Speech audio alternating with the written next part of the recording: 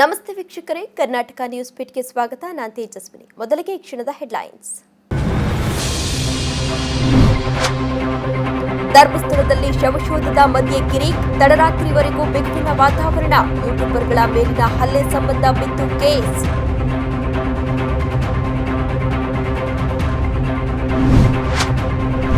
Climax ಹಂತಕ್ಕೆ ತಲುಪಿದ ಶೋಧ ಕಾರ್ಯಾಚರಣೆ. ಇಂದು ಕೊನೆಯ ಪಾಯಿಂಟ್ನಲ್ಲಿ ಹುಡುಕಾಟ. 13ನೇ ಸ್ಥಳದಲ್ಲಿ ಎಲ್ಲರ ಚಿತ್ತ.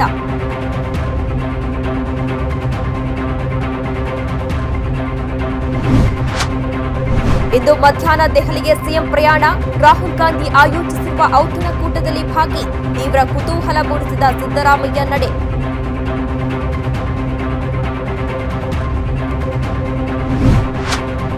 ರಾಜ್ಯದ ಬಹುತೇಕ ಜಿಲ್ಲೆಗಳಲ್ಲಿ ವರುಣನ ರೌದ್ರ ನರ್ತನ.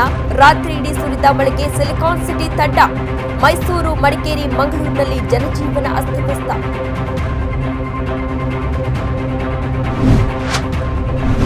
ಭಾರತದ ಮೇಲೆ ಶೇಕಡ 50ರಷ್ಟು ಸುಂಕ ವಿಧಿಸಿದ ಟ್ರಂಪ್. ಅಮೆರಿಕ ಅಧ್ಯಕ್ಷರ ನಡೆಗೆ ಸ್ವಪಕ್ಷೀಯರಿಂದಲೇ ಟೀಕೆ. ಇತ್ತ ಕಠಿಣ ನಡೆ ಅನುಸರಿಸುತ್ತೇವೆ ಎಂದ ಭಾರತ.